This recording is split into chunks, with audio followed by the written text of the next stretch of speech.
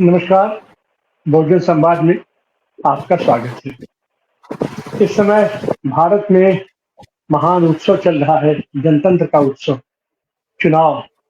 और चुनाव में 6 चरण के चुनाव संपन्न हो चुके हैं। तमाम उलट-फेर के बावजूद चुनाव संपन्न हुआ 6 चरण। और शुरू से लेकर के या चुनाव शुरू होने के पहले से ही जनतंत्र के ऊपर जो संकट के बादल मंडरा रहे थे, वो अब धीरे-धीरे बदली छटने लगी। और बदली छटने में स्थिति यह है कि 7वें चरण तक जो संभावना व्यक्त की जा रही थी कि ये 7वें आसमान पर होगा, तो हम 7वें आसमान की तरफ बढ़ रहे हैं। और खास करके जिक्र करें, 7वें चरण में प्रधानमंत्री का भी निर्वाचन क्षेत्र हमारा बनारस भी है उसमें। और उसकी विकास दर ये है कि शुरुआती दौर में तो ये कहा जाता था कि कोई उनके सामने खड़ा ही नहीं होने वाला है, निर्विरोध निर्वाचित हो जाएंगे। और जिस तरीके से खजुराहो में हुआ, सूरत में हुआ, इंदौर में हुआ, तो ऐसा लग रहा था कि क्या ऐसा हो जाएगा क्या कि बनारस में भी ये निर्विरोध निर्वाचन हो जाएगा। लेकिन अब स्थिति ये है कि बनारस में भी शायद उन्हें आभास हो गया है कि वो बनारस में भी हार सकते हैं। और इसका परिणाम ये निकला है आज कि उनके जो गृहमंत्री हैं, हमारे जो उनके चाणक्य कहे जाते हैं, उन्होंने अपने प्रधानमंत्री से बने हैं, बड़े मियाँ, छोटे मियाँ सुभान अल्लाह। जो मोदी जी तो जो बोल रहे थे, बोल ही रहे थे कि भैंस ले जाएंगे, बावली ताला लगवा देंगे और मंगलसूत्र छीन लेंगे और भैंस आपकी छीन लेंगे। और पता नहीं भैंस कहाँ से उनके दिमाग में आ गई। खैर, ये सब तो हो ही रहा था। और साथ-साथ पहुँच गए साहब पंजाब। वहां लुधियाना में, जहां पंजाब में 117 में 92 विधायक आम आदमी पार्टी के हैं, 3 टू मुर्गी लेकर के कहते हैं कि यहाँ की हम इस सरकार को बर्खास्त कर देंगे, आप लोग हमको वोट दीजिए, हम इस सरकार को गिरा देंगे। ये स्थिति है इनकी। और वो सरकार की गारंटी खत्म थी, मोदी की गारंटी शुरू हुई। लेकिन अब स्थिति ये हुई है कि यहाँ तक पहुंच गए हैं कि हम इनकी सरकार गिरा देंगे। उतना नहीं है, हमारे प्रधानमंत्री कहते हैं, शाह कहते हैं बिहार में कि वो बस 4 तारीख को तो मैं इसको गिरफ्तार करके अंदर कर दूंगा, वो तेजस्वी को। अनाप शनाप तरीके का वक्तव्य। अरे आप संवैधानिक पद पर है, संवैधानिक मर्यादा का पालन करो। आपके पास आप होंगे गृहमंत्री, आप होंगे प्रधानमंत्री, लेकिन आप ही सब कुछ नहीं है। जो कुछ भी होता है उसकी कानूनी प्रक्रिया होती है, कानूनी प्रोसेस होती है। लेकिन इन लोगों ने इस बीच जिस तरीके की मनमानी किया निर्वाचन आयोग बनाने में, जिस तरीके की मनमानी न्यायालय करते रहे, जिस तरीके की मनमानी ये कानून निर्माण भी किए, संसद के अंदर किए, जिस तरीके से उलट पलट करते रहे अपना विधानसभाओं में ये प्रांत की सरकारों को।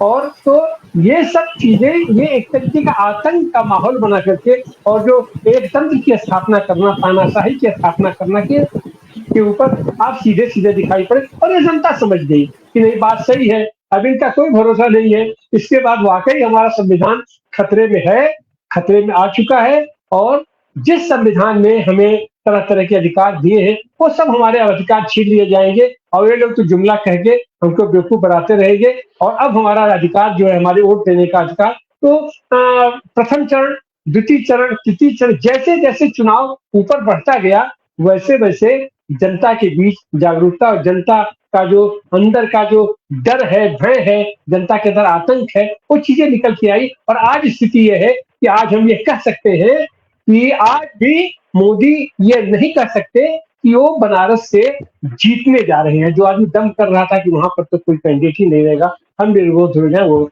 और इसी का परिणाम है कि आज से ही उन्होंने अपने सारे कार्यक्रम कैंसिल कर दिए हैं और दिल्ली अपने दफ्तर में बैठ के तरह तरह की मीटिंगें कर रहे हैं। और अंदर क्या क्या कर रहे हैं, कैसे कर रहे हैं, फिर तो बाद में अपना फर जाएगा। आज हम इसी बात पर हम चर्चा करने जा रहे हैं कि इस सबके बावजूद जो आशंका व्यक्त की जा रही थी, क्या वाकई ये संघीय ढांचा खत्म करने वाले हैं की तरफ बढ़ रहे हैं। पंजाब सरकार को जिस तरीके से इन्होंने थ्रेटनिंग दिया है, दिल्ली सरकार को ये जिस तरीके से थ्रेटनिंग देते रहे हैं, मुख्यमंत्री को गिरफ्तार कर लेना, अपना झारखंड के मुख्यमंत्री को गिरफ्तार कर लेना, दिल्ली के मुख्यमंत्री को गिरफ्तार कर लेना, और पंजाब की पूरी सरकार को इस तरीके से वो करना, तो ये सब क्या कहलाता है। आज हम इसी बात पर हम चर्चा करने जा रहे हैं। आइए हम अपने पैनल से आपका आपका परिचय कराएं। हमारे साथ किसान नेता, अखिल भारतीय किसान सभा के राष्ट्रीय उपाध्यक्ष इंद्रजीत सिंह जी हैं, हम आपका स्वागत करते हैं। हमारे साथ मध्य प्रदेश हाई कोर्ट के वरिष्ठ अधिवक्ता और भारतीय कम्युनिस्ट पार्टी के राज्य सचिव अरविंद श्रीवास्तव जी हैं, हम आपका भी स्वागत अभिनंदन करते हैं। हमारे साथ वरिष्ठ पत्रकार अरुण कुमार श्रीवास्तव जी हैं, आप अयोध्या से आते हैं, आपका भी स्वागत अभिनंदन है। और हमारे साथ है अरे पंजाब अरे भाई, विश्वविद्यालय में अरे नाम गलत बोल रहे हैं, अरुण कुमार श्रीवास्तव जी मैं नहीं हूँ भाई। अरुण कुमार और आप त्रिपाठी। अरविंद श्रीवास्तव जी अरुण अरुण कुमार श्रीवास्तव को मिक्स जी, कर रहे हैं जो है। अरे चलिए ठीक है। अब देखिए इसका मैंने इसका सारा सुधार मैंने हम लोग शुरू 4 तारीख के बाद करेंगे। 4 तारीख के शुरू में बाद इसका सारा सुधार हो बनारस जाएगा। में जो टिप्पणी की थी वही लगता है सही निकल रही है। बनारस में शाम को मस्ती छा जाती है। भोले बाबा जी, का प्रसाद और हमारे साथ है हाँ। ये पंजाब विश्वविद्यालय के ये राजनीति के प्रोफेसर ये मोहम्मद खलीद साहब। तो हम सबसे पहले मोहम्मद खालिद साहब के पास चलते हैं। हम लोग तो राजनीति के विद्यार्थी हैं। आप खालिद साहब, हमारा जो संवैधानिक ढांचा है जिसको कहा जा रहा है, और वो चीजें आज की तारीख में स्थापित हो चुकी हैं कि संविधान खतरे में है। तो जिस तरीके की थ्रेटनिंग हमारे गृह मंत्री दे रहे हैं, क्या ये उनको शोभा देता है? और अगर ये ऐसा कह रहे हैं तो इसका आधार क्या है और इनके ऊपर क्या एक्शन हो सकता है? एक राजनीति विज्ञान के विद्यार्थी के रूप में आप इसको कैसे देखते हैं, इनकी धमकी को? मोहम्मद खालिद साहब, अनम्यूट कर लीजिए। तिवारी साहब, आपका बहुत बहुत धन्यवाद। 3-4 इशू आपने फ्लैग आउट किए हैं। पहली चीज तो संविधान की बात है। हम बच्चों को पढ़ाते हैं कि संविधान जो है हमारी आइडेंटिटी है। संविधान इस देश की आइडेंटिटी है, स्पेशली हमारी जो प्रीएम्बल है। और संविधान के बदलने का मतलब है कि एक क्रांति लाना देश के अंदर। और संविधान आप कह रहे हैं कि बदला है, ऑलरेडी बदलने की तैयारी नहीं हो रही, बल्कि काफी हद तक बदला जा चुका है। संविधान कागज के टुकड़े हैं जब तक उनकी इम्प्लीमेंटेशन प्रॉपर नहीं होती। और जिस तरह से डेमोक्रेसी को, लोकतंत्र को इन्होंने पैरों के तले रोंदने की कोशिश की है, जिस तरह से लोकतंत्री व्यवस्था को चलाने वाली संस्थाओं के ऊपर कब्जा करके उनको खत्म करने की कोशिश की है, तो संविधान पर अटैक तो पहले से ही चल रहा है। अब यह है कि हमें 400 सीट चाहिए। उसकी इंटरप्रिटेशन ये की गई अपोजिशन द्वारा और दूसरे विशेषज्ञ द्वारा कि इनको 400 इसलिए चाहिए कि अब वो संविधान की पूरी रूपरेखा ही बदलना चाहते हैं, क्योंकि ये तो पहले कहते थे मनुस्मृति हमारा संविधान होना चाहिए। तो और ना ही इन्होंने संविधान को एक्सेप्ट किया, ये कहकर के कांग्रेस का संविधान है, ये कहकर के ये अंग्रेजों की देन का संविधान है। इन्होंने कभी एक्सेप्ट नहीं किया। इन्होंने मीन्स जो लोग आरएसएस की आइडियोलॉजी को समर्थन देते रहे हैं, बीजेपी की उसी में शामिल है। तो संविधान को बचाने के लिए जो कोशिश की गई उसमें सबसे बड़ी बात ये थी कि एक नैरेटिव चला अपोजिशन द्वारा कि संविधान को बदले, और ये चीज लोगों ने एक्सेप्ट की। स्पेशली जब ये कहते हैं कि ये बाबा साहब अम्बेडकर का बनाया हुआ संविधान है और इसको बदलने का मतलब है कि रिजर्वेशन भी खत्म करना। संविधान खत्म होगा तो उसमें निहित जो रिजर्वेशन वो है वो भी खत्म होगी। इसलिए एक बड़ा तबका इससे कन्विंस हुआ है कि ये पार्टी संविधान को बदल देगी अगर इनके पास सीटें ज्यादा आती हैं। इसीलिए अब ये देखा इन्होंने कि यहाँ तो लोगों ने इस चीज को लपक लिया है, तो दूसरा इसका तरीका उन्होंने ये अपनाया। पहले तो कहा कि संविधान के तो बाबा साहब अम्बेडकर भी नहीं बदल सकते। फिर इन्होंने कहा कि हम संविधान बदलना चाहते हैं, इसलिए उन्होंने अपना एजेंडा सारा आगे रख दिया।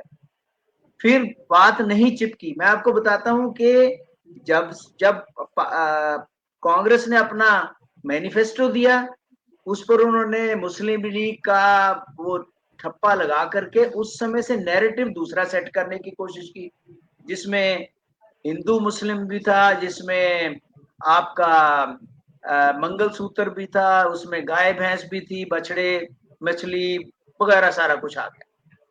लेकिन अपोजिशन ने अपने नैरेटिव में बड़ी स्मार्टली मुद्दे की ही बात की हमेशा, और इस पूरे इसमें सिर्फ एक 10 किलो आटा 5 की बजाय 10 किलो आटा या धान वो देने के बजाय बाकी सब मुद्दे की बात, और इन्होंने मुद्दे की कोई बात नहीं की। हालांकि 10 साल अगर आप सत्ता में हैं तो 10 साल में तो बहुत कुछ होता है आपको डिस्कस करने का उसके अंदर, इलेक्शन कैंपेन के अंदर, वो इन्होंने नहीं किया। उसके बाद धमकाना शुरू कर दिया। 2 धमकियां तो बड़ी रिसेंटली, एक तो तेजस्वी यादव की धमकी कि बस ये खत्म हो जाए, उड़न खटोले जहां आप हेलीकॉप्टर से नीचे उतरोगे अब बस प्रक्रिया शुरू हो गई है आपको अरेस्ट करने। यानी उन्होंने ये शो कर दिया कि जो हमने पहले 2 मुख्यमंत्रियों को अरेस्ट किया है या जो बड़े लीडरों को अरेस्ट किया या हैरास किया अपनी सेंट्रल एजेंसीज द्वारा, तो हम ये आपके साथ भी करेंगे, क्योंकि उनको ये है कि 310 तो हमारे पास पहले ही आ चुकी थी 5वें फेज पर उनके मुताबिक, बाकी जो है वो हम ले लेंगे और उसके बाद हमारा नैरेटिव हम जो चाहते हैं वो ही करेंगे। अब रहा पंजाब की बात। पंजाब ने हमेशा, जिसने पंजाब से टक्कर ली है और मुंह की खाई है, आप 3 जो खेती कानून है उसकी एग्जांपल, जिस वक्त मोदी की पॉपुलैरिटी और वर्चस्व जो है, इसका पावर जो है वो पीक पे थी, उस समय पंजाब के किसानों ने दिखा दिया कि नहीं हम आपको आप मोड़ सकते हैं आपकी बात, और उन्होंने वो बात मोड़ी, चाहे किसी की वजह से मोड़ी, खेती कानून वापस लिए। अब जिस तरह की सिचुएशन पंजाब में चल रही है कि किसी भी बीजेपी के नेता को गांव में एंटर नहीं किया जा रहा थ्रू आउट कैंपेन, हरियाणा में भी, पंजाब में भी, और आंशिक रूप से इवन हिमाचल में भी। हरियाणा में तो 2 चीजें इकट्ठी हो गई, एक तो अग्निवीर स्कीम की वजह से और एक फार्मर्स की वजह से। पंजाब में फार्मर्स की वजह से। तो अब जब आते हैं हड़बड़ाहट में कुछ भी बोलते हैं, ये कहना अमित शाह का कि जी हम आपकी सत्ता गिरा देंगे, बस ये इलेक्शन के बाद आपकी सत्ता नहीं रहेगी, उसके पीछे ना तो कोई लॉजिक है, ना कोई कॉन्स्टिट्यूशनल तत्व है, ना कोई इसके अंदर कोई रूल है, बस ये गिरा देंगे। कैसे गिरा देंगे? इस समय जो सिचुएशन है वो 90 के करीब सीटें तो आम आदमी पार्टी की, 117 तो असेंबली है मेंबर हैं, 117 में अगर एक पार्टी के पास 90 है जिसके पास सत्ता है, तो संविधान के मुताबिक किसी भी लॉजिक से कोई भी व्यक्ति ये सरकार नहीं गिरा सकता, चाहे वो राष्ट्रपति हो, चाहे गवर्नर हो, चाहे होम मिनिस्टर हो, चाहे कोई। तो ये सिर्फ तिवाड़ी साहब एक तरह से डरावे, धमकियां, ये है वोटर को ये करने की सत्ता तो हमारे पास है, हम जो कहते हैं वो करो, अगर नहीं करोगे तो हम कुछ ना कुछ आपका कर देंगे, और उसकी एग्जाम्पल ये है। लेकिन ऐसा कुछ होगा नहीं, इसके बावजूद कि इन्होंने संविधान को काफी ट्रैम्पलिंग की है, अपना जो फेडरल स्ट्रक्चर है उसको बुरी तरह से ट्रैम्पल किया है, फिर भी कोर्ट है, रूल ऑफ लॉ थोड़ा बहुत बचा हुआ है, और उस रूल ऑफ लॉ के मुताबिक मुझे नहीं लगता कोई भी ताकत जो है वो इसको गिरा सकती है, किसी भी मेजॉरिटी सरकार को। और ये सिर्फ एक धमकियां हैं और उसके जवाब भी बराबर मिल रहे हैं। आप तेजस्वी यादव का जवाब देख लीजिए, आप भगवंत मान का जवाब देख लीजिए, ये सब जवाब भी साथ ही मिल रहे हैं। केजरीवाल की 2 रोड शो हुए हैं पंजाब में, यहाँ पे उन्होंने भी यही बात कही है, तो इसलिए ये हड़बड़ाहट की निशानी है और कुछ नहीं। जी, बहुत बहुत धन्यवाद खालिद साहब। अब हम चलते हैं अपने किसान नेता इंद्रजीत सिंह के पास। इंद्रजीत जी, किसानों को इन्होंने टक्कर दिया, 144 जब मन करता था लगा देते थे, परमानेंट 144 धारा इनकी लगी हुई थी, और अपने सरकार के बल पे कीले गाड़े और दूर से हमला किया, सब कर डाला। अभी पता चला कि अभी किसानों ने, आप लोगों ने 288 धारा 288 लगा दिया है, और पंजाब में तो चलिए आम आदमी पार्टी की सरकार है, हरियाणा में इनकी सरकार भी है, और इनकी सरकार होने के बावजूद जहां तक सूचना मिल रही है कि इनके कैंडिडेट सरकार से गुहार कर रहे हैं कि हमको सुरक्षा प्रदान की जाए, हम गांव में जाना चाहते हैं कैंपेन के लिए। जो आदमी गांव में कैंपेन के लिए न जा पाने की स्थिति में हो, और यह भी शायद भारतीय इतिहास में अपने आप में है कि दिल्ली में भी प्रचंड बहुमत से आम आदमी की सरकार, पंजाब में प्रचंड बहुमत से आम आदमी पार्टी की सरकार, उसको आप कह रहे हो कि हम गिरा देंगे, तो यह तो अब ये हो गया कि जनता की भी जरूरत हो गया कि ये सब खाली इन सबों का खाली फर्जी मुठभेड़ है। लेकिन यह जो इनकी बौखलाहट बता रही है, एक प्रधानमंत्री की भाषा, एक गृहमंत्री की भाषा, ये हमको कहाँ ले जाना चाहती है, किस तरीके की ये व्यवस्था लागू करवाना चाहते हैं इंजीत जी? सबसे पहले मैं आपका और सभी दर्शकों का शुक्रगुजार हूं कि ये बातचीत में अपनी बात साझी करने का मौका मिला। प्रोफेसर खालिद साहब ने जो रखा है वो वास्तव में इस बात की पुष्टि करता है कि इंडिया अलायंस का जो गठन है, उसकी स्थापना है, उन्होंने शुरू में ही सबसे जो प्रमुख बात है वो ये कही थी कि इसका गठन जो है देश के लोकतंत्र को, उसकी धर्मनिरपेक्षता को, उसके फेडरलिज्म को, उसके संविधान को और कुल मिलाकर कहें तो देश को बचाने के लिए गठन किया गया है इंडिया अलायंस का। Apart from all other things, हम कहें तो आजीविका के अलावा ये तमाम सारी चीजें उसके अंदर शामिल है। लेकिन जो इनका आचरण है सिलसिलेवार, जो प्रोफेसर साहब ने अभी रखा है आपके सामने, जिस किस्म का ये आचरण करते रहे हैं विगत 10 साल में और आज भी जो करते जा रहे हैं बौखलाहट में, इसने इस बात की पुष्टि करती है जो भी इनके अंदर खोट है और जो भी दोष है इनके अंदर और इनकी जो बदनीयत है, वो इनकी खास बात यह है कि वो सारी बातें ये विपक्ष के ऊपर आरोप के रूप में लगाते हैं कि विपक्षी जो हैं वो देश को कमजोर करना चाहते हैं। कभी अर्बन नक्सल कह देते हैं, कभी टुकड़े टुकड़े कह देते हैं। आप ये बताइए, अगर आप संविधान को तोड़ना चाहते हैं, मनुस्मृति का लाना चाहते हैं, या आप मतलब हिंदू मुस्लिम करके अगर इस तरीके की नफरत फैला के लोगों की एकता को तोड़ना चाहते हैं, तो मैं आपसे ये कह रहा हूं भी टुकड़े टुकड़े होता क्या है, चलो ये बता दो।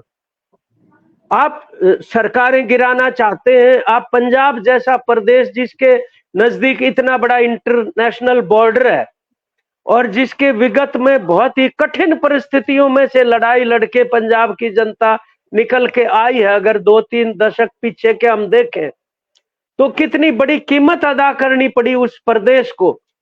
और आप जो दूसरों के ऊपर आरोप ये लगाते हैं कि पाकिस्तान, खालिस्तान, फला धकड़, और आप जो कर रहे हैं वो कुल मिला के तो उन्हीं ताकतों को मजबूती प्रदान करेगा। और मैं आपको ये बता रहा हूं कि ये जो सरकार गिराने की बात कर रहे हैं अमित शाह साहब, मैंने पिछले कार्यक्रम में ये बताया था, इनकी बीजेपी की हरियाणा की सरकार आज के दिन अल्पमत में है। 90 में से 45 एमएलए चाहिए, आज उनके पास 43 एमएलए हैं। और 3 दिन पहले बड़े अफसोस की बात यह है कि एक और विधायक जो है उनका देहांत हो गया, वो भी बीजेपी के ही समर्थक थे सरकार में। तो अब वो 43 से रहेगी 42। अल्पमत की सरकार चल रही है, संविधान कहाँ है? तो संविधान को खत्म कर नहीं देंगे, संविधान के अनुसार चल ही नहीं रहे, उसकी धज्जियां रोजाना उड़ रही है। जब आपके 45 की 46 की बजाय 42 रह गए हैं, और वो खट्टर साहब जो पूर्व मुख्यमंत्री, अब तो पूर्व ही कहो क्योंकि उनकी बलि चढ़ा दी इन्होंने एंटी इनकम्बेंसी से बचने के लिए, वो ये कहते हैं हम अल्पमत में नहीं है, दूसरी पार्टियों के विधायक हमारे संपर्क में ये पहली बार देख रहे हैं कि कोई पार्टी का नेता ये दावा करे कि हमारे बहुमत जो है वो दूसरी पार्टियों के एमएलए के आधार पर है हमारा बहुमत। ये पहली बार हम ये बात सुन रहे हैं। खैर, मैं पंजाब की जो बात कर रहा था, अब क्योंकि हरियाणा पंजाब हम तो बहुत इकट्ठे हैं और आंदोलन के अंदर भी 2 मुख्य प्रदेश थे जो रीढ़ की हड्डी की तरह से थे, और उसमें भी पंजाब हमारे से भी ज्यादा, हरियाणा से भी ज्यादा बढ़ चढ़कर उस आंदोलन का आधार प्रदान कर रहा था। पंजाब के अंदर आप लगाइए कि इनको सबसे बड़ी दिक्कत यह है कि पिछली बार इनके पास 2 सीट थी, 2 अकालियों के पास। अकालियों का और इनका गठबंधन टूटने का कारण भी किसान आंदोलन का लोकप्रिय दबाव था। और ये जो फेडरलिज्म का सवाल प्रोचा कह रहे थे, पंजाब का जो बॉर्डर है पाकिस्तान के साथ, उसके 50 किलोमीटर अंदर तक बीएसएफ का ज्यूरिडिक्शन बना रखा है इन्होंने। 50 किलोमीटर इंटरनेशनल बॉर्डर से पंजाब की तरफ बढ़ा दिया। वहां पंजाब सरकार का ज्यूरिडिक्शन नहीं है, बीएसएफ का जो यानी सेंटर का ज्यूरिडिक्शन है। और ये बहुत बड़ा एक हमला है। जब 300 धारा 70 खत्म की थी कश्मीर की, आपको ध्यान होगा हिंदुस्तान में सबसे ज्यादा प्रतिरोध पंजाब के अंदर हुआ था। 1 लाख लोगों ने रैली करके धारा 370 को तोड़ने का भी उन्होंने ये कहा था, ये राष्ट्रीय हित में नहीं है। और पंजाब की मैं आपको डॉक्टर साहब बता रहा हूं कि पंजाब की जितनी आज जो पॉलिटिकल सिचुएशन जटिलता उसके अंदर है, उतनी ही जटिलता उसकी संस्कृति में, उसकी अर्थव्यवस्था में, उसकी सामाजिक संरचना के अंदर मौजूद है। हमें उन सभी जटिलताओं के साथ ही पंजाब को समझने की जरूरत है। पंजाब बहुत रिच है कल्चरली। पंजाब के जो कवि थे वारिस शाह, वो साउथ एशिया के सबसे बड़े कवियों में उनकी गिनती होती है। और वो गहराई पंजाब की ताकत बनी हुई है। और पंजाब के लोग, मलेरकोटला जो एक वहाँ डिस्ट्रिक्ट है, वहां पर सबसे ज्यादा मुस्लिम की पॉपुलेशन है। और ये चुनौती है। आज तक पंजाब में भी सांप्रदायिक दंगे हुए होंगे, 47 में भी हुए होंगे। पंजाब की जनता मलेरकोटला के मुसलमान के ऊपर हाथ नहीं लगाने देगी किसी को। इतना ज्यादा मतलब उनको एक सुरक्षात्मक रूप से, भावनात्मक मुद्दे की तरह से देखते हैं। और इनके खिलाफ है बहुत ज्यादा। पंजाब की किसानी जो है, खासतौर पे गुजरात के अंदर जो सिख किसानी है, उनकी जमीनों को खत्म करने के मलकियत को इन्होंने कानून बनाने जा रहे थे, जो बहुत बड़ा मुद्दा बन गया था। ये लोगों को याद है, भूलते नहीं है लोग वहां के। तो आज इनको जो 2 सीट थी वो भी नहीं मिल रही, अकालियों को भी मिलनी बहुत मुश्किल है। कुल मिलाकर वहां कांग्रेस पार्टी और आम आदमी पार्टी के बीच ही सीटों का विभाजन है। 13 सीट है और 14वीं सीट वहां की है चंडीगढ़ की।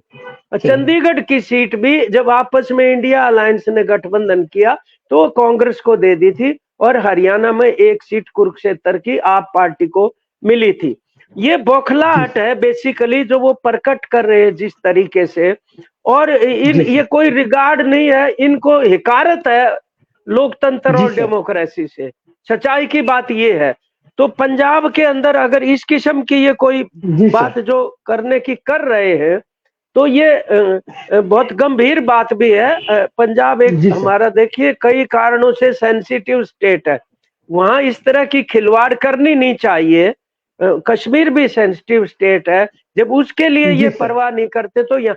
तो मैं आपको आखिर में ये कहना चाहता हूँ, इनकी एक्चुअल मंशा ये है कि किसी तरीके से पंजाब में अलगाववाद फिर से जाग जाए और उसको इस्तेमाल करते हुए कार्ड के रूप में ये पूरे हिंदुस्तान में पोलराइजेशन करना चाहते हैं। इनको ये पता है पंजाब में तुम्हें कुछ नहीं मिलने वाला, लेकिन ये बहुत ही जोखिम भरा खेल है कि आप पंजाब के कार्ड को टेररिज्म और सेपरेटिज्म के रूप में उछाल के पूरे देश में हिंदू कंसोलिडेशन करना चाहें। ये बहुत खतरनाक खेल है, इसके ऊपर जाना नहीं चाहिए। और हमें पूरा विश्वास है कि देश के लोग इसको बिल्कुल बर्दाश्त नहीं करेंगे। और पंजाब के तो सवाल ही नहीं पैदा होता कि इसको बर्दाश्त कर जाए। उनकी आप अपनी हिस्ट्री उठा के देखें तो वही अपने आप में इस बात को प्रमाणित कर देगी कि इस प्रकार की संकीर्णता, ओछापन, घटियापन, इस तरह की राजनीति को हिंदुस्तान में ही असल में तो हमारी जो कल्चर है, हमारा जो अदब है, उसके अंदर कोई जगह नहीं है इतने घटियापन की जो ये लोग कर रहे हैं। और इस चुनाव में इनसे निश्चित तौर पर निजात पाएंगे। बहुत बहुत धन्यवाद। जी सर, बहुत बहुत धन्यवाद। अब हम चलते हैं मध्य प्रदेश। एडवोकेट भी है, कानूनी पॉइंट भी, और ये सरकार जो हमारे संविधान की मूल भावना है लोक कल्याणकारी राज्य, लोक कल्याणकारी राज्य की जो परिकल्पना इन्होंने अपना शुरू से खत्म किया। सारे संसाधन चंद लोगों के हाथों में अपना सौंपते चले जा रहे हैं। और ये हमारे प्रधानमंत्री जी प्रधानमंत्री होते हुए उनके पास इतनी सुरक्षा व्यवस्था है और उन्हीं के पार्टी के लोग सामने सड़क पर हम लोगों ने उस समय देखा और वहां से जान बचा के भागे और आकर के दिल्ली स्टेटमेंट दिया कि जाके कह दीजिए अपने मुख्यमंत्री से कि मैं वहां से बच के चला आया। ऐसा आदमी आज की तारीख में इस तरीके की बात कर रहा है इतने सेंसिटिव स्टेट में, और जहां पर प्रचंड बहुमत है 117 में 92 विधायक आम आदमी पार्टी के हैं, आप उसको कह रहे हैं कि हम आपकी सरकार गिरा देंगे। इस पर कानूनी पॉइंट क्या है? क्या ऐसे लोगों के लिए, चाहे वो अपना ये गृह मंत्री क्यों न हो, क्या उसके ऊपर कोई ये कानूनी एक्शन भी संभव है? अरुण कुमार श्रीवास्तव जी। धन्यवाद अरविंद तिवारी श्रीवास्तव जी। ये तिवारी जी नाम को लगातार कंफ्यूज कर रहे हैं। अरविंद श्रीवास्तव आनंद, जी। आप आ रही आनंद है प्रकाश आवाज? श्रीवास्तव बोलिए। जी सर। आवाज आ रही है? जी आ रही ठीक सर, से जी बोले बोले। आवाज को तो आना बाकी ही लोग पड़ेगा जनाब। बाकी लोग अनम्यूट कर ले धन्यवाद। अपना। देखिए, बाकी लोग अनम्यूट बात कर ले। यह है कि नरेंद्र मोदी ने अभी, जब विपक्ष ने 400 सीटें लाने का इनका उद्देश्य क्या है, दुर्भावनापूर्ण संविधान बदलने का, तो इन्होंने कई बार मोदी ने बोला कि बाबा साहब अंबेडकर भी अगर आ जाएं तो संविधान नहीं बदल सकते। अब बोलना एक बात है, मगर जैसा कहावत है, मुंह में राम बगल में छुरी वाली बात जो है, तो ये लगभग उसी तरह की बात है। राहुल गांधी ने एक बार बोल दिया था कि भारत जो है राज्य, कई तरह की नेशनलिटीज का, राज्यों का वो है, तो उसको लेके बीजेपी ने कहा कि ये टुकड़े टुकड़े गैंग में है, ये भारत को अलग अलग टुकड़ों में बांटना चाहते, जबकि ये संविधान में लिखा हुआ है कि भारत जो है यूनियन ऑफ स्टेट्स, राज्यों का एक संघ है ये भारत। और इसलिए संविधान में इस तरह का उसका स्ट्रक्चर बनाया गया है कि राज्यों को भी कुछ अधिकार दिए गए हैं, उनको ऑटोनॉमी दी गई है कुछ मामलों में, कुछ राज्यों को और कुछ केंद्र को। और ये हमेशा एक विवाद का विषय रहा है और डिबेट का विषय रहा है कि राज्यों के अधिकार क्या होना चाहिए और उनको बढ़ाए जाने की, खास तौर से जो रेवेन्यू जनरेशन का जो डिस्ट्रीब्यूशन का मामला है, आए दिन आरोप लगता है। कर्नाटक सरकार बोल चुकी है कि हमारा पैसा रोक लिया। अभी पंजाब सरकार ने बोला है कि 9,000 करोड़ रुपया केंद्र सरकार ने रोक लिया। तो जो पैसा ज्यादा जनरेट करते हैं, जो ज्यादा सेंट्रल फंड में देते हैं, उनको इक्विटी के आधार पे इक्वल डिस्ट्रीब्यूशन या प्रोपोर्शनेट डिस्ट्रीब्यूशन या उनके जो वो है उसके आधार पे करते नहीं। और ये मोर और less centralised government, centralised power है, जो कॉन्स्टिट्यूशन की बेसिक स्ट्रक्चर के मूल भावना के खिलाफ है। तो इसीलिए चूंकि वो संविधान को दिल से स्वीकार ही नहीं करते। अगर आपने न्यूज पढ़ी हो तो आपने अभी पढ़ा होगा कि महाराष्ट्र में जो है मनुस्मृति और भगवत गीता को इस साल कोर्स में जोड़ा जा रहा है। अब मनुस्मृति वो ग्रंथ है जिसको गुरु गोलमालकर जो है वो चाहते थे कि इसी के आधार पर संविधान बने, जब वो महाराष्ट्र में बाकायदा स्कूलों में पढ़ाया जाने वाला है। तो भारतीय संविधान पे इनकी कभी आस्था नहीं रही। संविधान सभा में जो बहसें हुई हैं और संविधान का किस तरह से विरोध किया गुरु गोलवलकर ने, और उसको एक विदेशी संविधान, विदेशी ऑर्केस्ट्रा पार्टी की नकल बताया था, वो सभी को शायद जो लोग पढ़ते हैं या जिन्होंने रामचंद्र गुहा की किताब भी अगर पढ़ी होगी ना, गांधी के बाद भारत और नेहरू के बाद, उनको सब मालूम होगा कि आरएसएस का उस समय रवैया क्या था। तो अमित शाह ने, चूंकि इन लोगों ने, मैं समझता हूं कि हमारे गिरते हुए राजनीतिक स्तर के कारण और खासतौर से विपक्षी पार्टी कांग्रेस पार्टी का जो ढीला ढाला रवैया रहा है, उसके कारण कई सरकारें गिरा ली। इसलिए इनको ये लगता है कि ये कहीं भी सरकार गिरा सकते हैं, खरीद फरोख्त कर सकते हैं, ब्लैकमेल कर सकते हैं, ईडी और इसका सहारा ले सकते हैं और इस तरह सरकारों को गिरा सकते हैं, जो कि फेडरल ढांचे के बिल्कुल खिलाफ है। इनकी ये बात ही असल में संविधान का उल्लंघन है कि सरकार गिरा दी जाएगी। ये अपने आप में एक तरीके का अपराध है संविधान के विरुद्ध। दूसरा बात यह जो हमारे पूर्व वक्ता साथी ने इशारा किया, देखिए भारत में जैसा नॉर्थ ईस्ट में आज तक लोगों में संतुष्टि, भारत से पूरी तरह से इंटीग्रेशन होने की संतुष्टि नहीं हो पाई, क्योंकि उसको एक तरीके से कैप्टिव स्टेट बना के ही रखा गया। कश्मीर को भी एक कैप्टिव स्टेट बना के ही रखा गया। कोई इंडस्ट्री और कोई ऐसी चीजें डेवलप नहीं हुई रोजगार की कश्मीर में कि अगर पर्यटन का रोक दिया जाए, पर्यटन ना हो, टूरिज्म सेक्टर को रोक दिया जाए, जो बाहरी लोग जाके पैसा खर्च करते हैं, तो कश्मीर अपने आप में आर्थिक रूप से आज उसकी इकोनॉमी सस्टेनेबल नहीं है बिना टूरिज्म के। तो ये इस तरह से कुछ राज्यों को डेवलप ही नहीं होने, आत्मनिर्भर होने नहीं दिया गया। नॉर्थ ईस्ट में भी यही स्थिति है। लेकिन कुछ ऐसे राज्य हैं जो हाईली सेंसिटिव राज्य हैं, जैसे भाषा और इसके सवाल पे जो है अभी स्टालिन ने भी बोल दिया था कि हम अगर वो उसने स्टालिन ने दूसरा जो उनका एक मिनिस्टर था ए राजा, उसने बोल दिया था कि अगर इस तरह का चलेगा और हमारे साथ भेदभाव होगा और हमारे पैसे हमको नहीं दिए जाएंगे तो हमको सोचना पड़ेगा। उसको लेके बड़ा हल्ला मचा कि ये तमिलनाडु को अलग करने की बात कर रहे हैं, देश के बात तोड़ने की नहीं है, बात संविधान को लेटर एंड स्पिरिट में फॉलो करने की है, जो केंद्र सरकार पहले भी नहीं करती थी। और भाजपा सरकार तो छांट छांट के, हिमाचल प्रदेश में इतनी बड़ी कैलेमिटी हुई, केंद्र सरकार ने कितना पैसा दिया हिमाचल प्रदेश को। तमिलनाडु में बाढ़ से पूरा चेन्नई और पूरा देश हिस्सा डूब गया, कितना पैसा दिया केंद्र ने महाराष्ट्र सरकार को? नहीं दिया। ये विपक्ष ये छांट छांट के पैसा देते हैं, क्योंकि उस समय उद्धव ठाकरे की सरकार थी। ये इनको अगर ये नहीं इस बात को समझ पा रहे हैं तो इनको पंजाब की तासीर समझ में नहीं आ रही है और ये आग से खेलने की बात कर रहे हैं। बात आप पार्टी की नहीं है कि आप पार्टी की सरकार है कि कांग्रेस पार्टी की सरकार है।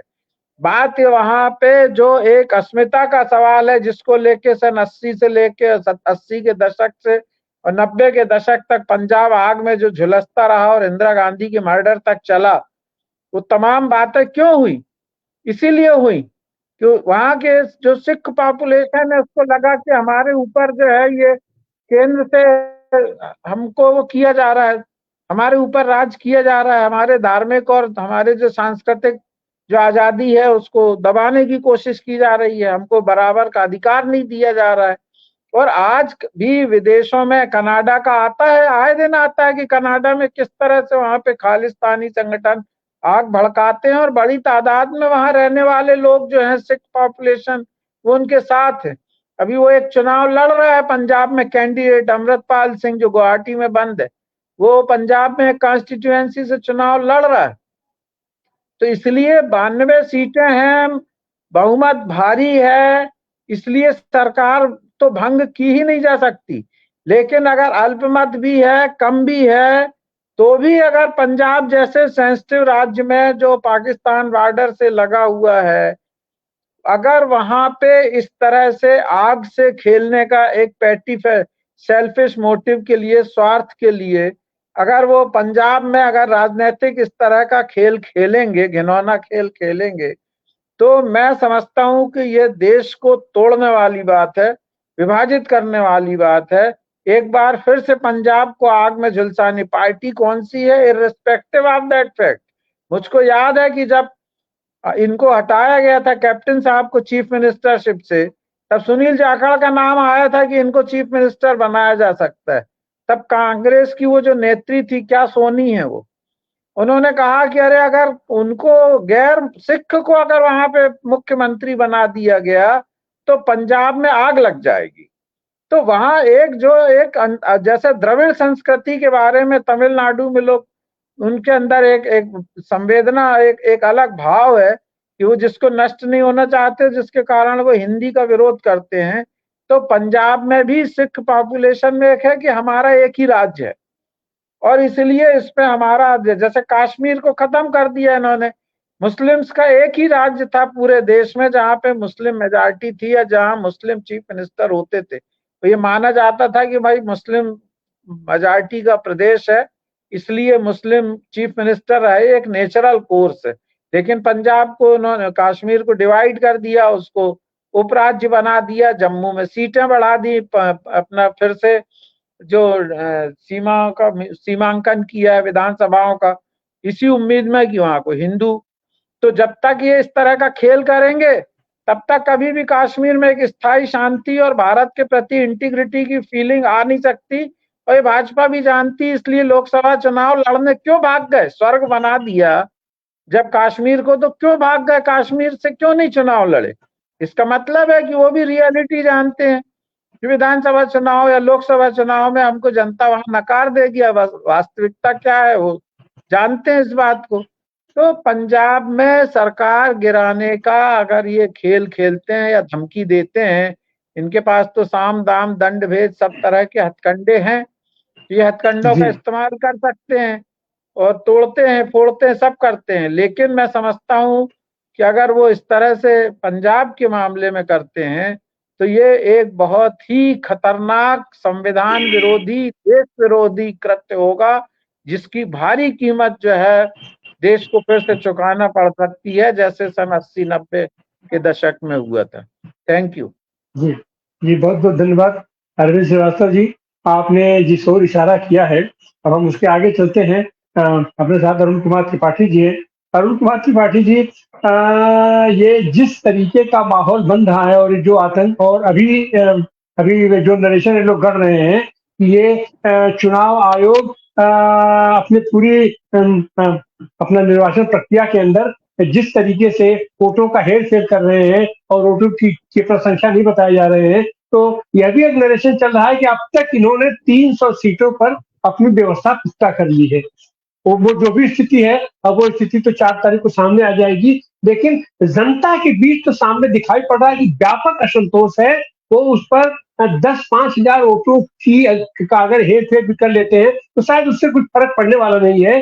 4 तारीख को जो चीज रिजल्ट आने वाला है और जिस तरीके की इनकी अकुलाहट है, इनकी घबराहट है, ऐसी हालत में अगर इनकी सरकार आ भी जाती है किसी भी तरीके से, तो आप उसको उसका आप कैसे विश्लेषित करेंगे, कैसे सरकार हो पाएगी? क्या ये लोग एक दूसरे को गिराना शुरू कर देंगे?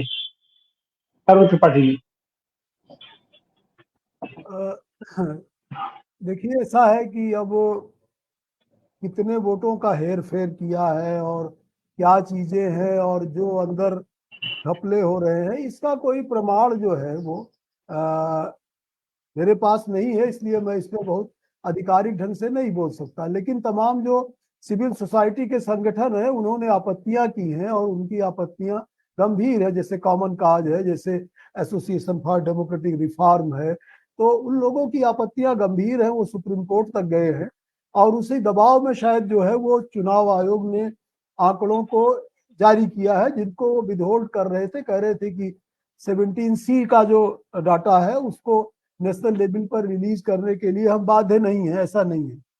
तो बात हम लोग जो है जिस तरह से कर रहे थे संविधान की और तमाम चीजों की, एक तो बात बड़ी स्पष्ट है, जो बयान दिए गए हैं पंजाब में सरकार गिराए जाने के बारे में, वो बयान सभी वक्ताओं ने कहा, सभी पैनलिस्ट ने कहा कि वो डेमोक्रेटिक स्पिरिट के अनुकूल नहीं है, लोकतांत्रिक भावना के बिल्कुल अनुकूल नहीं है, संविधान के भी अनुकूल नहीं है। अब वो एक बात यह है कि संविधान के अनुकूलता की जो बात है, ये ठीक कहा सभी लोगों ने कि जो जब संविधान बना तो ऑर्गेनाइजर ने जो टिप्पणी की, जो लेख लिखा, उसने यही कहा कि इस संविधान को हम नहीं स्वीकार करते और अगर मनुस्मृति के आधार पर बना होता तो वो ज्यादा अच्छा था। अभी जो नई डिबेट, नया नैरेटिव चला रहे हैं लोग, वो ये चला रहे हैं कि ये संविधान जो है वो कॉलोनियल है और इसलिए हमको इसको डीकॉलोनाइज करना है, इसलिए इस संविधान को बदलना है। तो जो government of India act 1919, government of India act 1935 और फिर उस तरह से जो है तमाम चीजों को लेकर के कह रहे हैं कि इस पे यूरोप का प्रभाव है, विदेश का प्रभाव है। ऐसे बहस करने वालों को मैं बता दूं कि डॉक्टर भीमराव अंबेडकर ने बहुत स्पष्ट शब्दों में कहा है कि जो भारतीय संविधान है उसके जो मूल दर्शन है, चाहे इक्वलिटी हो, चाहे लिबर्टी हो, चाहे फ्रेटर्निटी हो, इसको मैं फ्रांस की क्रांति से बहुत इंस्पायर्ड, लेकिन मैं इन मूल्यों को फ्रांस की क्रांति से नहीं लाया हूं। इन मूल्यों की जड़ें बौद्ध दर्शन में है, जिनको मैं वहां से प्रेरणा प्राप्त करता हूं और मैं वहां से लाया हूं। और इसीलिए अंबेडकर ने बौद्ध धर्म स्वीकार भी किया। उनका कहना है कि जो मैत्री शब्द है वो बौद्ध धर्म का बहुत महत्वपूर्ण शब्द है। जो स्वतंत्रता का मामला है वो उनके यहाँ है, समता का मामला उनके यहाँ है। तो इसलिए भारत की ये जो मूल्य है ये कतई विदेशी नहीं है। और वो बाकायदा जब मार्क्सवाद पे अपना भाषण देते हैं तो बौद्ध धर्म और मार्क्सवाद की तुलना करते हैं, तो कहते हैं मार्क्स ने जो बात जो है वो आकर के जो है 19वीं सदी में कही, वो बात 2500 साल पहले बुद्ध कह चुके हैं। तो ये जो है, जो भारतीय जीवन मूल्यों की जो ये लोग बात करते हैं, ये बेसिकली जो है, जो एक तरह से जो एक हिंदू नैरेटिव है, और एक बहुत ही कंजर्वेटिव किस्म का, संकीर्ण किस्म का हिंदू नैरेटिव है, उसको ये चलाना चाहते हैं। भारत की जो पूर्ण दार्शनिक भावना है, जो 2500 साल पहले बुद्ध से चली आ रही है, जिसने मेडिवल पीरियड में एक बहुत जबरदस्त जो है मिक्सिंग देखी, जो है हिंदू मुस्लिम इस्लाम और हिंदू कल्चर की, उसको भी नहीं समझना चाहते। हमारे इंजीत सिंह ने कहा कि पंजाब के जो है वो पंजाब में जो लिटरेटर्स है वो हीर वारिस अली शाह जो है, अब वो हीर रांझा की जो कहानियां हैं, हमारे एक मित्र हैं पंजाब के बड़े इंटेलेक्चुअल हैं सुबेल सिंह सिद्धू, वो तो जो है हीर रांझा की कहानियों पर इतना बढ़िया नैरेटिव डेवलप करते हैं। तो पंजाब को समझना जो है, उसके जो लोक संस्कृति है, उसके भीतर जो संघर्ष का जज्बा है, और पंजाब के हमारे तमाम मित्र इस बात को हिंदी इलाके को कोसते हैं कि भाई तुम लोग जो है, जो डेमोक्रेसी है उसको खत्म कर रहे हो और हम लोग बचा रहे हैं, तो हम कितनी देर तक जिम्मेदारी उठाएंगे। इसलिए इस बात को हिंदी इलाकों को भी समझना चाहिए कि दिल्ली सरकार से पंजाब के लोग कितना भिड़ेंगे। ये भिड़ने का काम हिंदी इलाकों का भी है। ये उत्तर प्रदेश अगर सरेंडर करता है जो है वो बीजेपी, मोदी और योगी के आगे, तो ये एक तरह से लोकतंत्र के साथ दगेबाजी होगी, संविधान के साथ दगेबाजी होगी। लेकिन मेरा विश्वास है आनंद प्रकाश जी की पंजाब की ये जो आवाज है, इस आवाज में इस बार उत्तर प्रदेश का जो दलित है, जो पिछड़ा वर्ग है, जो अल्पसंख्यक वर्ग है, और जो सचेत जो है वो समझदार वर्ग है, वो शामिल है। पंजाब के लोगों ने, हरियाणा के लोगों ने किसानों की जो लड़ाई लड़ी, उसको हम सलाम करते हैं। और वो एक बहुत बड़ी लड़ाई थी, उसने इस देश में लोकतांत्रिक जज्बे को जिंदा किया, किसानों के संघर्ष को एक बड़ी ऊंचाई पर पहुंचाया। इतनी जो है वो अथॉरिटेरियन रिजिम को चैलेंज करके झुका देना, ये पंजाब के लोगों की बात थी। तो पंजाब के लोगों को इस तरह से ना छेड़िए। कम से कम जो है ये इन दो महापुरुषों से जो गुजरात से आए हुए हैं, जो गुजरात के महापुरुषों की परंपरा को धूमिल कर रहे हैं, उसको जो है ये डाइल्यूट कर रहे हैं, क्योंकि गुजरात में एक अलग स्पिरिट रहा है। तो गुजरात की परंपरा को जो है ये लोग धूमिल कर रहे हैं, और पंजाब की परंपरा की एक श्रेष्ठता है, इसलिए उसको ना छेड़े, सभी लोगों ने याद दिलाया। लेकिन एक बात मैं जरूर कहना चाहूंगा, मुझे थोड़ी बहुत शिकायत अपने संविधान से है, और वो संविधान से ये शिकायत है कि संविधान का जो स्ट्रक्चर है वो कुछ ज्यादा ही यूनिटरी बना हुआ है। उसमें फेडरलिज्म का जो मामला है वो थोड़ा कमजोर है। ये बनाते समय भी संविधान सभा में भी बहुत सारी बातें हुई थी। आज हम चुनाव आयोग की बात करते हैं। आनंद जी, आप ही ने कहा कि चुनाव आयोग इतने आंकड़े जो है वो फर्जी जारी कर रहा है, इतने आंकड़े इस तरह से जारी कर रहा है।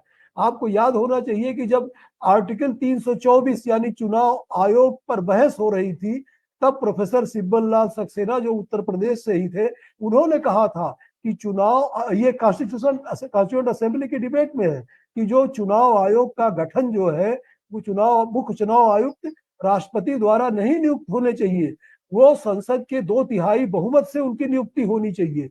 तब तमाम लोगों ने उसका विरोध किया, के.एम. मुंशी ने विरोध किया, अंबेडकर भी उसको नहीं सपोर्ट कर पाए।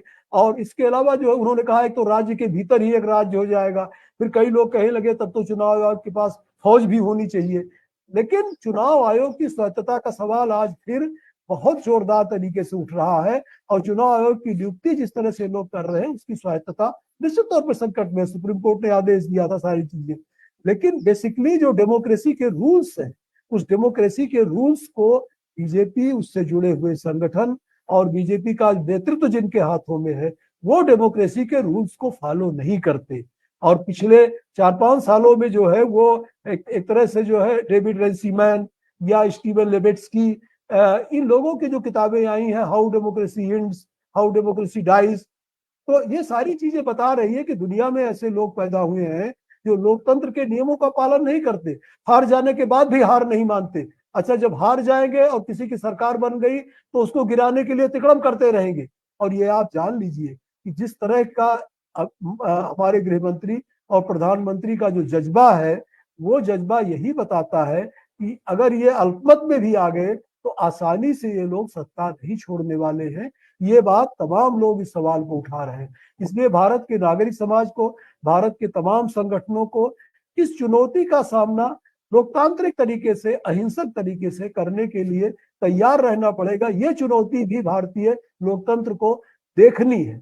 भारत के तमाम जो है बुद्धिजीवियों ने, राजनीति शास्त्रियों ने, पत्रकारों ने और ब्यूरोक्रेट्स, डेस्क ब्यूरोक्रेट्स ने कठोर निंदा की है चुनाव आयोग की, तब जाकर के वो मजबूर हुआ है आंकड़े जारी करने के लिए। लेकिन इसके पहले बहुत सारे आंकड़ों में जो है फजिंग हो चुकी है। तो मुझे लगता है कि इस चुनाव के बाद भारत के जो भी नागरिक समाज है, भारत के जो राजनीतिक दल है, उन सबको मिल बैठ करके एक एक्चुअल रियल फेडरल स्ट्रक्चर के बारे में विचार करना चाहिए।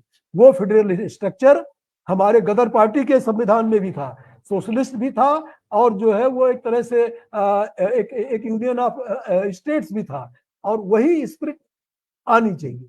तो पंजाब के लोगों का संघर्ष का, चिंतन का, और एक तरह से जो है एक साहस का एक अलग जज्बा है, और मुझे लगता है देश के बाकी हिस्सों को फॉलो करना चाहिए। और पंजाब के बारे में जो टिप्पणी की गई है वो निश्चित तौर पे धमकाने वाली टिप्पणी है, और इसके बारे में देश के विभिन्न हिस्सों से जो रिएक्शंस आ रहे हैं वो डेमोक्रेसी के अनुकूल है। और इस मुद्दे पर देश के कोने कोने में जो भी डेमोक्रेटिक स्पिरिट का व्यक्ति है वो पंजाब के साथ खड़ा हुआ है, हरियाणा के साथ खड़ा हुआ है। ये कोई छोटा मसला नहीं है, ये एक अथॉरिटेरियन रिजिम का एक तरह से मनमानापन। जी जी सर, बहुत बहुत धन्यवाद। हम एक बार हम चलना चाहेंगे पंजाब, लेकिन उसके पहले इंजी जी कुछ बात करना चाहते हैं, अपनी बात कर लीजिए फिर हम करते हैं। जो त्रिपाठी जी ने एक बड़ी इंटरेस्टिंग बात कही है, बहुत अच्छी इन्होंने रोशनी डाली, बड़ा खूबसूरती के साथ अपनी बातें रखी है इस संदर्भ में। और एक बात जो उन्होंने संविधान को जो ये कह रहे हैं ना, डीकोलोनाइज कर रहे हैं हम मतलब जरूरत इस बात की है कि तुम अपने दिमाग को डीकोलोनाइज कर लो सबसे पहले तो। और मैं, क्योंकि ये तो मुखबरी करते थे अंग्रेजों की। और एक मैं फेसबुक के ऊपर देख रहा था, वो जोक है, व्यंग, उसमें लिख रखा था कि एक शोले फिल्म में ना वो हरिराम है जो बाल बनाते हैं, और वो शोले फिल्म में हरिराम जो है वो मुखबरी करता है कैदियों की अफसरों के सामने। तो किसी ने लिख रखा था कि इनकी भूमिका आजादी के आंदोलन में इतनी है जितनी हरिराम की शोले फिल्म में है। तो वो मतलब अपना डीकोलोनाइज, अपने दिमाग को करो। एक इसके अंदर छोटा सा शेर है पंजाब के बारे में, अपनी कुर्सी के लिए, आदम गोंडवी का है कविता की लाइन, अपनी कुर्सी के लिए जज्बात को मत छेड़िए, दफन है जो बात उस बात को मत छेड़िए। ये है सवाल। Thank you. दफन है जो बात उस बात को मत छेड़िए। हम तो चाह रहे थे कि अपने ये राजनीति विज्ञान के प्रोफेसर मोहम्मद खालिद साहब के पास चले, लेकिन हमारे साथ जुड़ चुके हैं ये डॉक्टर सलीम खान साहब। तो अब हम उन्हीं के पास चलते हैं। जिस तरीके से भारत के संघात्मक ढांचे को इन लोगों ने खुलेआम प्रहार करना शुरू कर दिया है, और में जिस तरीके से भारत के सारे संवैधानिक संस्थाओं को कब्जा करने की अब तक लगभग कब्जा कर चुके हैं। तो एक चीज अभी सामने निकल के आ रही है, अभी घबराए तो हैं कि इनका तो बहुमत नहीं आने वाला है, लेकिन एक बात अभी भी इनके सामने है, ये कुर्सी भी ये नहीं छोड़ना चाहेंगे अंतिम दम तक, चाहे इनको जो तो वो क्या जोक की तरीके से चिपकेंगे, इनके ऊपर नमक डालना पड़ेगा, इनके ऊपर क्या क्या करना पड़ेगा। उसमें एक चीज और भी जो भी सामने निकल के आने वाली है कि हो सकता है कि तो राष्ट्रपति को ही तो आमंत्रित करना है, तो हो सकता है कि सबसे बड़े दल के रूप में ये अपना दावा पेश करे। अगर ऐसी स्थिति आ जाती है कि इनका बहुमत तो नहीं आता है, लेकिन सबसे बड़े दल के रूप में खुद का, हालांकि उसका कोई मतलब नहीं बनता है, अपना गठबंधन है तो गठबंधन बहुमत का होगा, लेकिन अगर बड़े दल के ऊपर के रूप में भारतीय जनता पार्टी उभर के आती है, तो फिर क्या स्थिति बनेगी? क्या उस समय भी अमित शाह जिस तरीके की धमकी दे रहे हैं,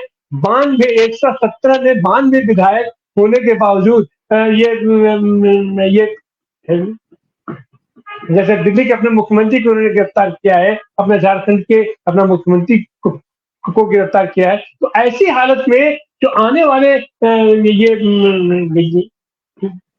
ये समय का परिदृश्य दिखाई पड़ रहा है, आप कुछ पर टिप्पणी सर भाषा, आप क्या देख रहे हैं भारत का भविष्य और आप अपने संवैधानिक ढांचे को? शुक्रिया डॉक्टर साहब। असल में हम लोग 4 तारीख के बाद की बात कर रहे हैं और ये अच्छी बात है कि कोई भी 400 पार की बात नहीं कर रहा है। तो अब ये है कि इनको बहुमत नहीं आएगा, यहाँ तक बात पहुंच गई है और बहुमत नहीं आएगा, लेकिन ये सबसे बड़ी पार्टी बन के उभरेंगे। तो उस सूरत में राष्ट्रपति को तो इन्हीं को बुलाना पड़ेगा, इसमें कोई शक शुबे की बात नहीं है। अब ये है कि इनको अगर ये लगेगा कि हम जो है वो बहुमत नहीं जुटा पाएंगे, तो जिस तरह से कि नरसिम्हा राव ने कह दिया था कि भाई वो बड़ी पार्टी थी, लेकिन ये कि उन्होंने कहा था कि हम सरकार नहीं बनाएंगे और फिर उन्होंने जो है वो डिले किया देने में अपना समर्थन का पत्र, और इस तरह से जो दूसरी सबसे बड़ी पार्टी थी वो बीजेपी थी और बीजेपी को राष्ट्रपति ने बुलाया और फिर 13 दिन के बाद अटल बिहारी वाजपेयी की जो पहली सरकार थी वो विश्वास मत नहीं प्राप्त कर सकी और वो गिर गई। तो ये इसी तरह से इस बार भी अगर बीजेपी सबसे बड़ी पार्टी बन के उभरेगी तो यही कुछ होगा, और इसमें मैं समझता हूं कि हमको इसके लिए तैयार रहना चाहिए और इसमें कोई गलत नहीं है। ये देखिए, ये सियासत है, ये राजनीति है, ये एक खेल है, इसमें कुछ भी हो सकता है। जो लोग बहुत ज्यादा भावुक हो जाते हैं, सोच लेते हैं कि भाई ऐसा ही होगा, फिर वैसा नहीं होता है तो बहुत ज्यादा मायूस भी होते हैं और डिप्रेशन में चले जाते हैं। 2 मर्तबा ऐसा हो चुका है। पिछली मर्तबा ऐसा लग रहा था कि योगी आदित्यनाथ जाने ही वाले हैं, 50 सीट कम हुई लेकिन नहीं गए, तो बहुत सारे लोग बहुत दुखी हो गए। उसके बाद बिहार में भी ऐसा हुआ कि बाद ऐसा लग रहा था कि तेजस्वी यादव जो है वो आने ही वाले हैं, लेकिन ऐसा नहीं हुआ, तो भी बहुत ज्यादा दुखी हो। मैं भी उन दुखी लोगों में शामिल था। तो बहरहाल ये इस तरह से होता है और इस बात की संभावना बहुत कम है कि बीजेपी जो है वो लोगों का समर्थन जुटा पाएगी, दूसरों की मदद से सरकार बना पाएगी। और अगर बनाती भी है तो एक बात तो पक्की है कि कम से कम प्रधानमंत्री नरेंद्र मोदी जो है वो 200 और 220-25 जो आजकल लोग कह रहे हैं, वैसे लोगों की पार्टी के लीडर नहीं हो सकते। उनको तो झोला उठा के जाना ही पड़ेगा और लोग नहीं आएंगे तो फिर दूसरा चांस दिया जाएगा जो दूसरी सबसे बड़ी पार्टी होगी।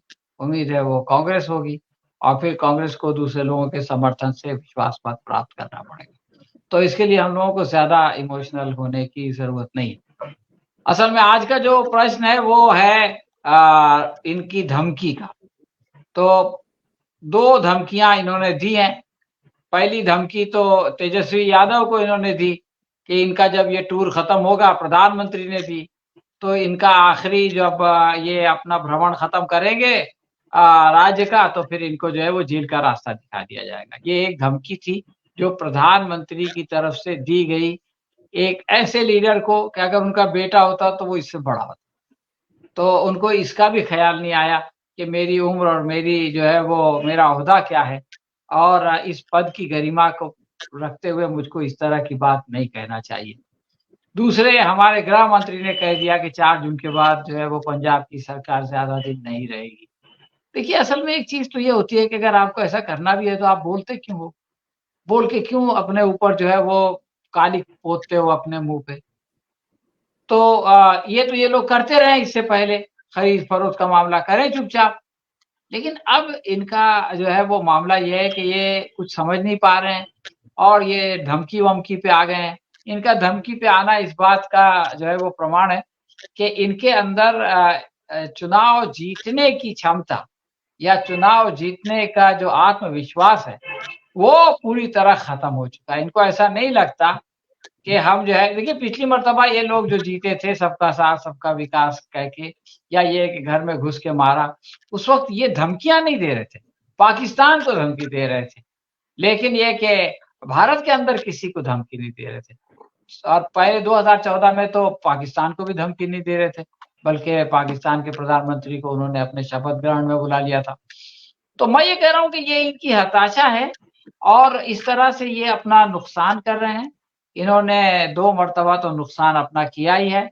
दिल्ली में अपना बहुत बड़ा नुकसान किया इन्होंने केजरीवाल को गिरफ्तार करके, और मजे की बात यह है कि केजरीवाल को सत्ता से हटा नहीं सके, नाकाम हो गए उसको। केजरीवाल ने जेल में जाने के बाद इनकार कर दिया, तो ये देखते रह गए। पहले तो वो जो एलजी हैं सक्सेना साहब, उन्होंने कहा था कि हम ताकत से हटा देंगे, लेकिन फिर इनकी समझ में आया कि बहुत बड़ा नुकसान हो जाएगा, बहुत सारी सहानुभूति चली जाएगी, हमारा सुपड़ा साफ हो जाएगा, हमारे लोगों की जमानतें जब्त हो जाएगी, तो इन्होंने उनको हटाया नहीं। इसी तरह से हेमंत सोरेन के मामले में भी इन्होंने किया, लेकिन ये कि वहां भी उल्टा हुआ और जो है वो जो शेड्यूल ट्राइब्स के लोग हैं, जो कबायली लोग हैं, उन सारे लोगों ने जो है वो बीजेपी का साथ छोड़ दिया और बीजेपी बड़ी मुश्किल में है वहां पर। तो इस तरह की धमकियों से कोई फायदा नहीं होता है, और इस तरह की धमकियों पे अगर अमल कर लेवे ये लोग, उसको इम्प्लीमेंट कर देवे, तो और बड़ा नुकसान होता है। ये बात समझने की क्षमता इनके अंदर अभी नहीं है, लेकिन जब रिजल्ट आ जाएंगे और हार की ये लोग वो करेंगे, एनालिसिस करेंगे, तो इनकी समझ में आएगा कि इन वक्तव्यों की वजह से, इन धमकियों की वजह से और इस तरह की धौंस की वजह से जो है वो हमारा नुकसान हुआ है। हम लोग ये कहते हैं साम दंड और वो जो है वो, तो साम वाला मामला तो इनके अंदर है, इनके अंदर जो है वो घमंड है, सत्ता का घमंड। तो किसी को समझाना, सामान रखना, की बात करके मनाना, अब ये इनके बस के बाहर हो गया है। और पैसे से जितने लोगों को ला सकते थे उतने लोगों को ला चुके। अब जो लोग विपक्ष में है वो सब पैसे से नहीं आते, तो अब उनको डराने धमकाने का काम किया जा रहा है। और ये जो इनकी स्ट्रेटजी है ये इनके किसी काम नहीं आएगी, काउंटर प्रोडक्टिव होगी और इससे इनका नुकसान होगा। और पंजाब के जो स्वाभिमानी वोटर्स हैं, मतदाता हैं, वो इनको बहुत कड़ा सबक सिखाएंगे। वैसे भी ये लोग रेस में नहीं है, कांग्रेस और आम आदमी पार्टी के बीच में इलेक्शन हो रहा है, ये लोग हाशिए पे खड़े हुए हैं, लेकिन शायद हाशिए से भी बाहर फेंक दिए जाएं। धन्यवाद जी। अपना बहुत बहुत धन्यवाद अपना सलीम साहब। तो आज से जो बातें निकल के आई हैं, 2 चीजें हैं। एक तो है राजनीति शास्त्र है, एक अपराध शास्त्र है। ये लोग अपराध शास्त्र के चैंपियन हैं, तो इनकी दृष्टि आपराधिक पृष्ठभूमि में किस तरीके से काम किया जाता है वही है। और ये जो अपना जिस तरीके से अमित शाह अपना कह रहे हैं, वो किसी राजनीतिक का तो वो वक्तव्य कतई नहीं हो सकता। हाँ, अपराध शास्त्र। जी अरुण त्रिपाठी जी, आप कुछ कहना चाह रहे हैं? आपकी ही बात को सपोर्ट करने के लिए मैं एक टिप्पणी करना चाहता हूं। मेरे एक मित्र कहा करते थे, जो एक यूनिवर्सिटी में पॉलिटिकल साइंस के हेड ऑफ डिपार्टमेंट थे, वो मजाक मजाक में कहते थे कि राजनीति शास्त्र दरअसल अपराध शास्त्र की ही एक शाखा है। तो इन लोगों ने प्रमाणित कर दिया है कि सचमुच वो अपराध शास्त्र की एक शाखा है, सबके लिए नहीं है, वो एक नैतिक शास्त्र भी है। तो इन लोगों ने जी सर। लेकिन हम जैसे जैसे ये चरणोबद्ध हमारा चुनाव बढ़ रहा है, तो 7वें चरण में तो हमको ऐसा लग रहा है, हम जो चीज देख रहे हैं बनारस में, अगर बनारस मोदी हार रहे हैं, इसका मतलब है कि 7वें चरण में इनको एक भी सीट नहीं मिलने जा रही है। और अगर ये स्थिति अगर पहले चरण में आ जाता, तो ये जो अपने बड़े पार्टी होने का भी इनका दम इनका पूरा होने वाला नहीं है। और निश्चित रूप से अगर चुनाव आयोग जितनी गड़बड़ियां किया है, उसके बावजूद भी हमको नहीं लग रहा है कि ये बड़ी पार्टी भी बन करके उभर पाएंगे। हाँ, अब एक चीज अभी इनके पास बाकी है कि वहीं से अपना जो सर्टिफिकेट इशू करा दे अपना निर्वाचन आयोग से, उसके बाद आप लड़ते रहिए। अपराध शास्त्र अपराध है, अपराधी तो अपराधी है, गुंडा तो अपने गुंडे से ये लोग अगर कुछ कर सकते हैं तो अपना करेंगे। जनतांत्रिक पद्धति में, राजनीतिक पद्धति में, संसदीय प्रणाली ने तो इनको खारिज कर दिया है, जनता ने इन्हें खारिज कर दिया है। जनता नैतिक रूप से तो ये लड़ाई हार चुके हैं और इस बात को जिन्होंने पूरा